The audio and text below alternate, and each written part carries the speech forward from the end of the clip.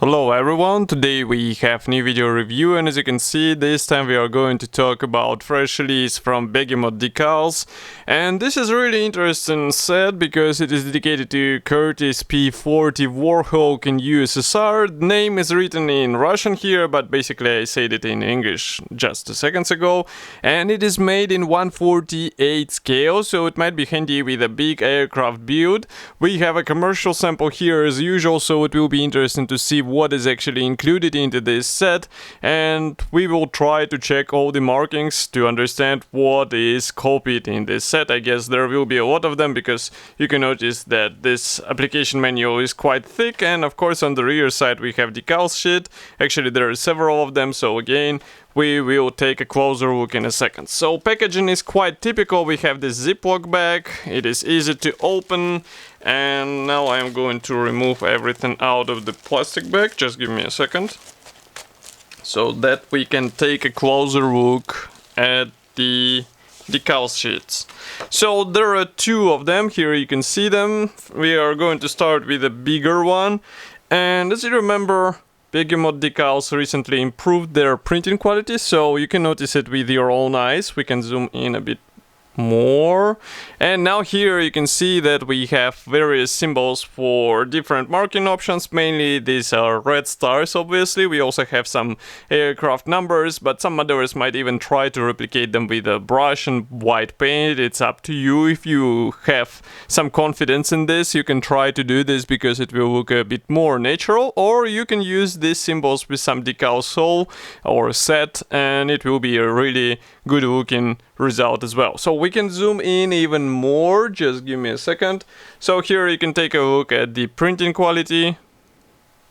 Everything looks crisp and clean, so I don't have anything to complain about, and as I said, it's a good looking decals for 1/48 scale. We even have some stencils, and maybe for these stencils I can bring them even closer if camera will be in focus. So now you can see that stencils are also easily readable if you have a good eyesight, so that's something what you do not see that often even today. I'm not sure why some modelers just skip on the stencils.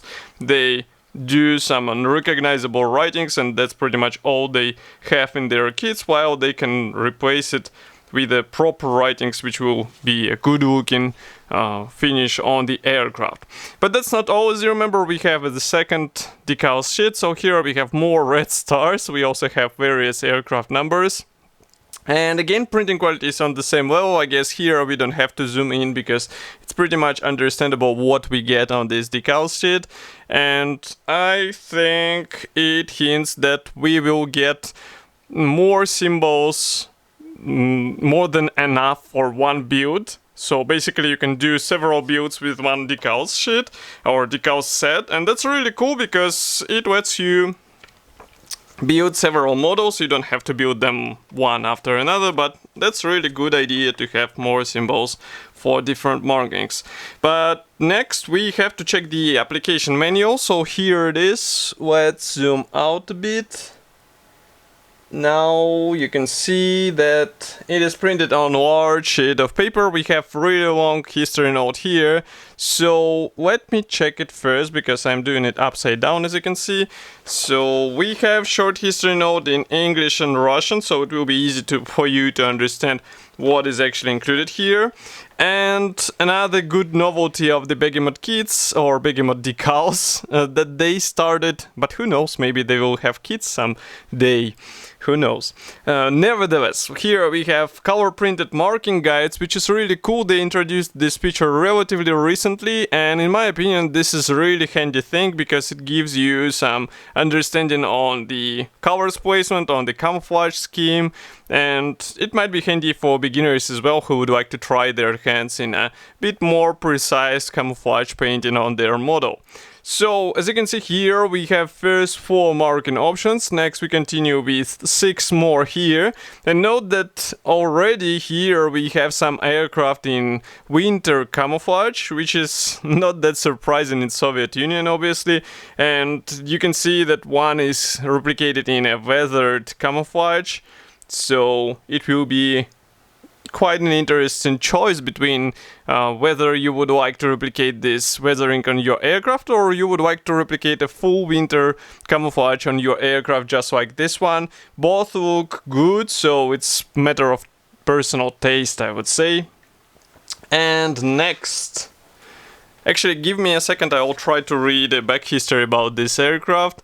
So it's actually a Tomahawk Mk2B RAF aircraft, and it was registered on Karelian Front spring 1943, and this aircraft crashed during landing at Monchegorsk airfield.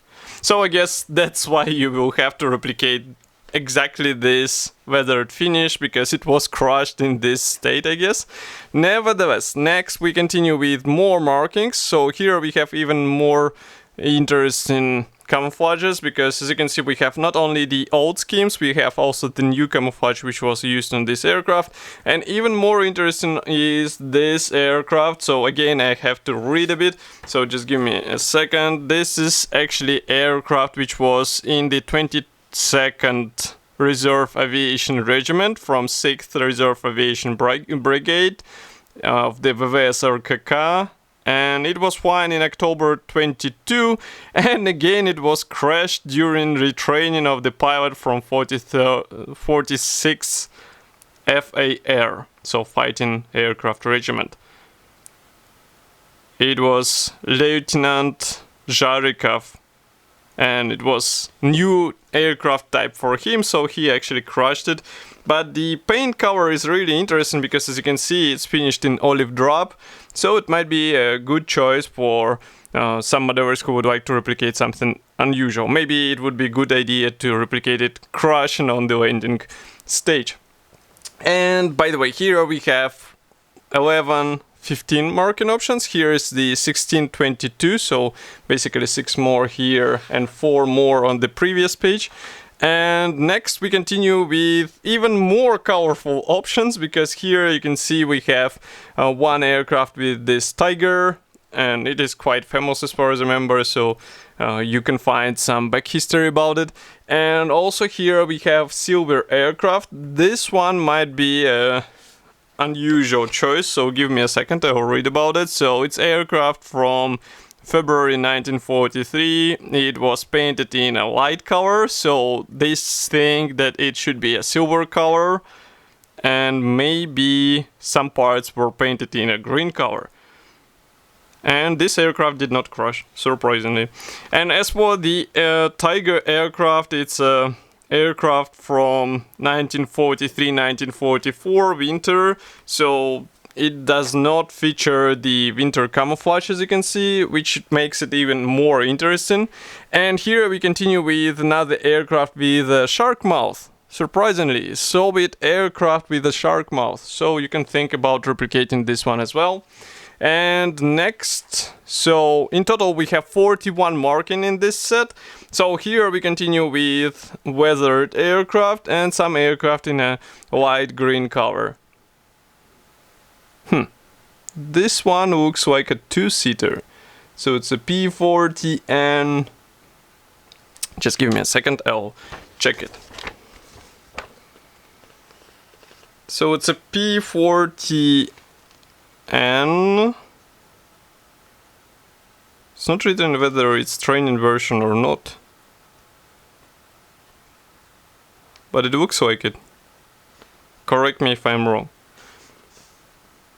Anyway, so we have it also included here, and 41 marking in total. And as for the last page, we have some stencils placement guide, which is quite understandable in my opinion. And all in all, we have really great decal set for reasonable price. It should be already available on official Begemot Decals website. And if you would like to get it, just go there and order it. Of course, I will be happy to hear your opinion about such release here in the comment section below. If you like this video, don't forget to press the like button, subscribe to our YouTube channel, and I will see you in the next video review as usual. Thank you for joining me today, and bye!